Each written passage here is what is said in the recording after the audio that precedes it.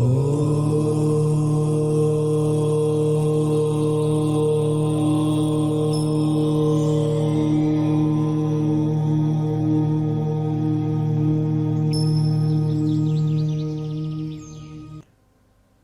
शांति।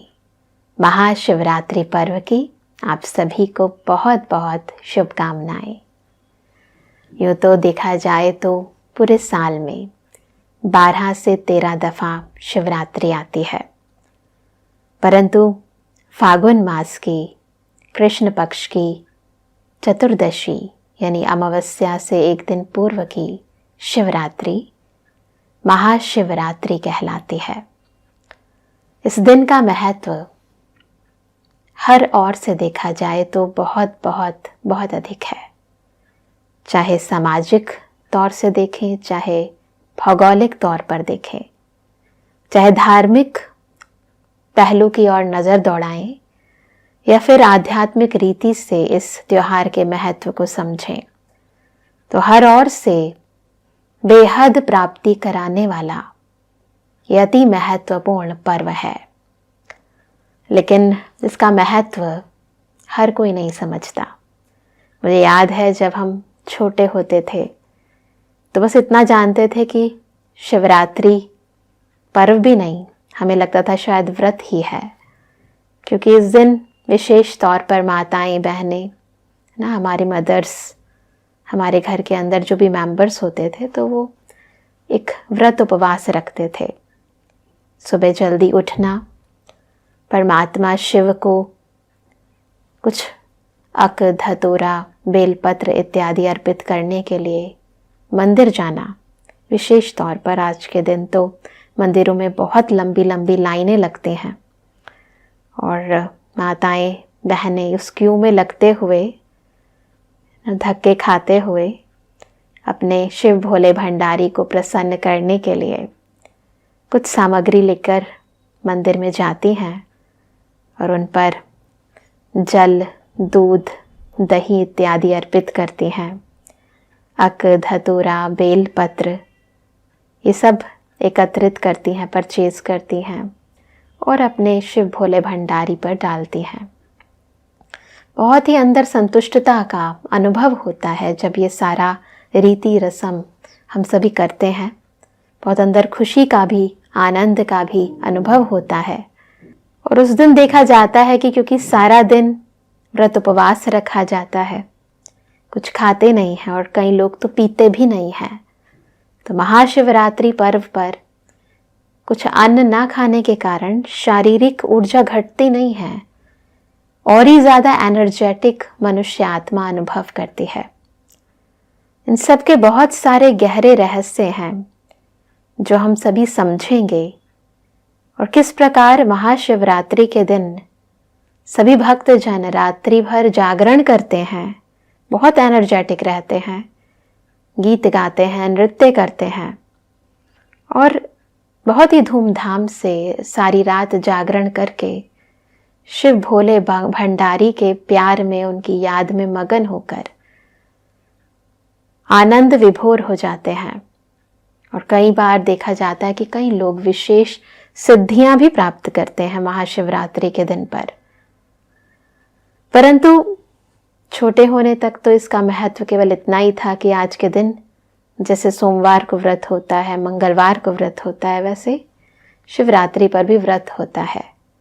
त्योहार के दृष्टिकोण से कभी सेलिब्रेट नहीं किया, परंतु जब परमात्मा हमें ज्ञान देते हैं, हमें बताते हैं कि वास्तविकता में आज के दिन का कितना महत्व है, क्योंकि वो शिव परम पिता परमात्मा जिसे कहते हैं अजन्मा है, अकर्ता है, अभोक्ता है, जन्म मृत्यु से बिल्कुल न्यारा है, सृष्टि का रचयिता है, उसका जन्मोत्सव यानी जिसका जन्म ही नहीं होता उसका जन्मोत्सव, जयंती मनाना एक बहुत बड़ी बात है। क्योंकि शिवरात्रि पर्व आता भी ऐसे समय पर है जब घनघोर रात्रि का समय होता है, गहरी रात्रि। यूँ तो कोई बच्चा यदि रात्रि को जन्म लेता है, सपोज हम कहते हैं श्री कृष्ण जी का जन्म हुआ रात्रि के समय, तो भी हम श्री कृष्ण जयंती मनाते हैं। श्री कृष्ण जन्म रात्रि नहीं मनाते हैं। और आमतौर भी देखा जाए तो कि कोई बच्चा यदि रात्रि को जन्म लेता भी है तो उसका भी जन्मदिन ही मनाते हैं हम, चाहे रात्रि को सेलिब्रेट करें, चाहे इवनिंग में करें, चाहे मॉर्निंग में करें, परंतु कहलाया जाता तो जन्मदिन ही है। लेकिन शिव जी की रात्रि मनाई जाती है। क्या अर्थ है इस रात्रि का? शिव भोले भंडारी केवल हिंदू, मुस्लिम, सिख, ईसाई कुछ विशेष धर्म की आत्माओं के पिता नहीं, अपितु सर्व मनुष्य आत्माओं के पिता हैं, परम पिता हैं। उनका किसी धर्म से, किसी जाति से, किसी देह से कोई संबंध नहीं। वो देह की हदों से न्यारे, बेहद है। इसलिए उनसे संबंधित रात्रि भी कोई रोज आने वाली हद की रात्रि नहीं है। उन पर चढ़ाए जाने वाले वो अक, धतूरा, बेलपत्र भी कोई हद की सामग्री नहीं है। उनके पीछे बहुत ही गहरे राज समाये हैं। यदि बेहद दृष्टिकोण को हम सभी समझ जाएं तो हमारे अंदर की भी हद की भावनाएं, ईर्ष्या, द्वेष, नफरत, है ना, मैं मेरा की जो भावनाएं हैं, जिसके कारण आपस में मनमुटाव रहता है, अंदर हम दुखी होते हैं, परेशान होते हैं, टेंशन में रहते हैं, काम नहीं बनते, असफल होते हैं, क्रोध के कारण कुछ ऐसा कर जाते हैं जो फिर अनियंत्रित हो जाता है। तो जितने भी संपूर्ण संसार के अंदर प्रॉब्लम्स हैं, उन सब का सॉल्यूशन छिपा है महाशिवरात्रि पर्व के सेलिब्रेशंस के पीछे। अपने मन की अधूरी कामनाओं को पूर्ण कैसे करें, वो रहस्य छिपा हुआ है परमपिता परमात्मा शिव को, अपने भोले भंडारी को प्रसन्न करने की भावनाओं के पीछे। तो आज हम पहले समझेंगे कि शिव रात्रि क्यों मनाई जाती है।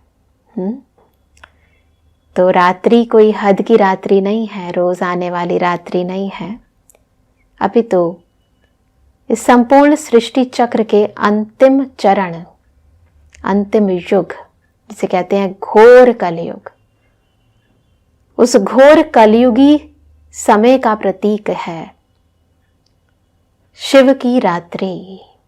इसीलिए वर्ष का जो अंतिम मास है, फागुन मास में, उस बेहद स्थिति को, उस काल चक्र की बेहद स्थिति को, बेहद समय को दर्शाता है ये फागुन मास, जिसे हमने वर्ष के रूप में दिखा दिया है। उसमें भी जब घोर अंधेरी रात्रि, यानी काम की, क्रोध की, लोभ की, अहंकार की, ईर्ष्या की, द्वेष की, नफरत की कालिमा ना संपूर्ण विश्व पर, विश्व यानी ग्लोब की बात नहीं है, विश्व बनता है विश्व में रहने वालों से, यानी प्रत्येक मनुष्य आत्मा के भीतर गहराई तक समा जाते हैं। हर आत्मा दुखी हो जाती है, हर आत्मा का तन, मन, धन, संबंध, संपर्क सब कुछ विकृत हो जाता है, विकारों के वशीभूत हो जाता है। जब हर मनुष्य आत्मा में स्वार्थ की भावनाएं भर जाती हैं, तो ऐसी घनघोर रात्रि को दिवस बनाने, तभी तो हम कहते हैं ना, असतोमा सद्गमय तमसोमा ज्योतिर्गमय मृत्युर्मा अमृतम गमय। या फिर कहते हैं ज्ञान सूर्य प्रगटा अज्ञान अंधेर विनाश। तो ज्ञान का सूर्य कौन है? वो केवल ज्ञान का नहीं अपितु शक्तियों का भी सूर्य है, प्रेम का भी सूर्य है, शांति का भी सूर्य है, सुखों का भी सूर्य है, आनंद का भी सूर्य है, पवित्रता का भी सूर्य है। सूर्य, सूर्य अर्थात स्रोत है। वो सब कुछ देने वाला दाता भी है, विधाता भी है, वरदाता भी है। हम सब की बुद्धि रूपी झोली ज्ञान गुण शक्तियों रूपी रत्नों से भरने वाला भोला भंडारी है, जो कुछ नहीं चाहता, बस देना जानता है, देता है। कैसे देता है उसकी भी विधि को समझना है। तो जब परम पिता परमात्मा शिव इस सृष्टि पर आते हैं, आना यानी हमारी तरह जन्म नहीं होता उनका, गर्भ में आत्मा प्रवेश नहीं करती है, अपितु उनका दिव्य अवतरण होता है, जिसके लिए ही शिव महापुराण में ये वर्णित है कि ब्रह्मा के ललाट से परमात्मा शिव प्रकट हुए। तो परमपिता परमात्मा शिव वृद्ध मानव तन में अवतरित होते हैं, जिनका ही कर्तव्यवाचक नाम प्रजापिता ब्रह्मा कहलाता है।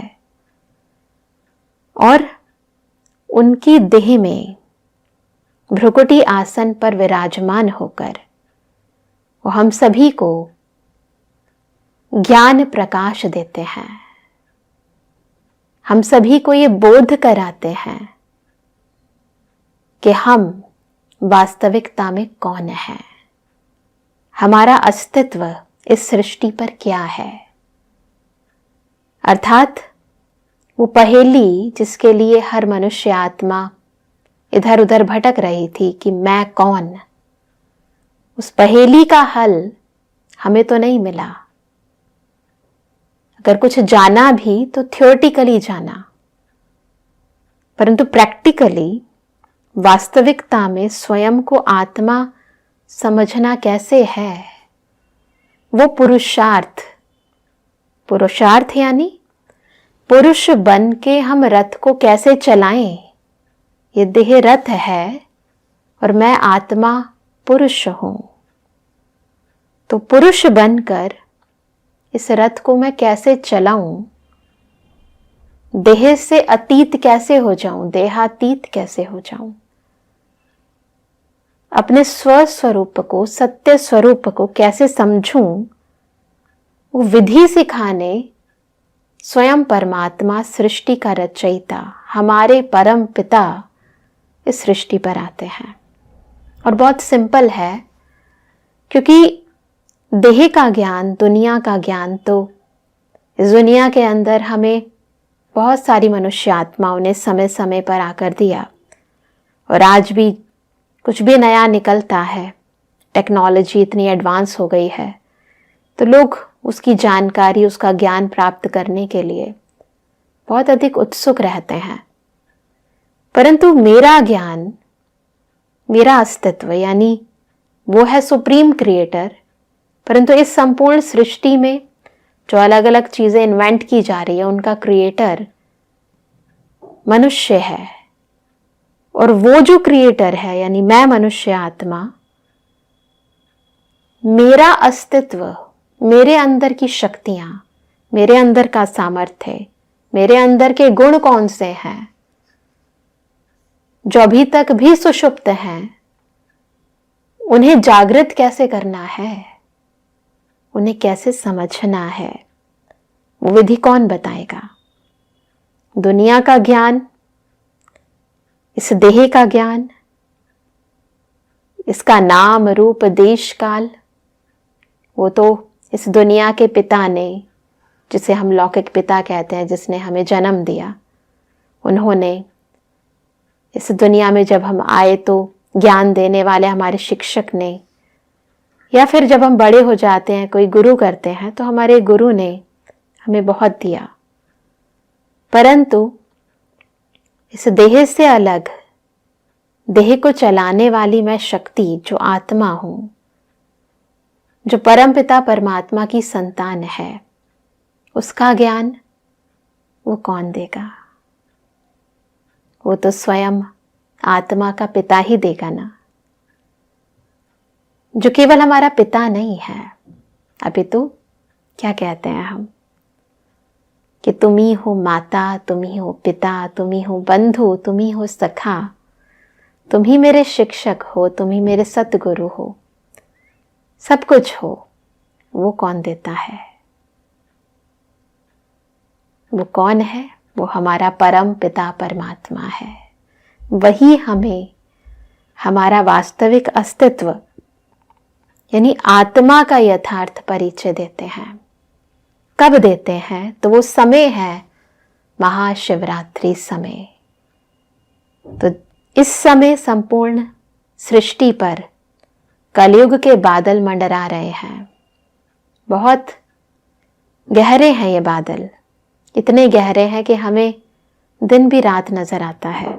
यानी हमारे सामने यदि सत्य भी आ जाए तो हम उस पर डाउट करते हैं। सही सही नहीं नजर आता, गलत भी सही नजर आता है, क्योंकि जब अंधेरा होता है तो कुछ नजर नहीं आता। न खुद को समझ पाते हैं, न अपने अंदर के विकारों को समझ पाते हैं, और फिर उन्हें दूर भगाने की तो बात ही खत्म। जब हम उसे गलत समझ ही नहीं रहे तो खत्म कैसे करेंगे?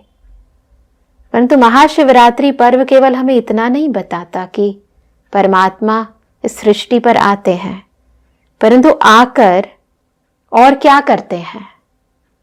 क्योंकि जब हम ईश्वर की महिमा गाते हैं, उस परमात्मा की महिमा गाते हैं कि वो प्यार का, गुणों का, शक्तियों का स्रोत है, सागर है, पतित पावन है, दुख हरता सुख करता है ना, त्रिमूर्ति है, त्रिकालदर्शी है, त्रिनेत्री है ना, जिसकी महिमा में गाते भी हैं कि सागर को स्याही बना दो, जंगल की लकड़ी को कलम बना दो, संपूर्ण पृथ्वी को एक कागज बना दो। स्वयं सरस्वती बैठकर यदि उनकी महिमा लिखे तो भी कम है। तो यदि हम उनकी महिमा गाते हैं तो जरूर जब वो आते हैं तो कुछ विशेष करके जाते हैं। तो कैसे वो हम आत्माओं को पतित से पावन बनाते हैं, कैसे हमारे दुखों को हर लेते हैं, हमें इतना सुख दे देते हैं कि आत्मा जन्म जन्मांतर तक सुखी हो जाती है। केवल उस पल के लिए नहीं, केवल उन दिनों के लिए नहीं, अपितु जन्म जन्मांतर के लिए सुखी हो जाती है। तो ऐसा शिव भोला भंडारी, उसके गहरे रहस्यों को हम आज समझ रहे हैं। तो रात्रि है कलयुग, घोर कलयुग की गहरी रात्रि। वो समय ये समय है जो चल रहा है, और आप यही समझें कि जिसे खुद परमात्मा चाहते हैं कि हम ये समझें कि इस समय हमें क्या करना चाहिए। वही जो हम महाशिवरात्रि पर्व के अंतर्गत करते हैं।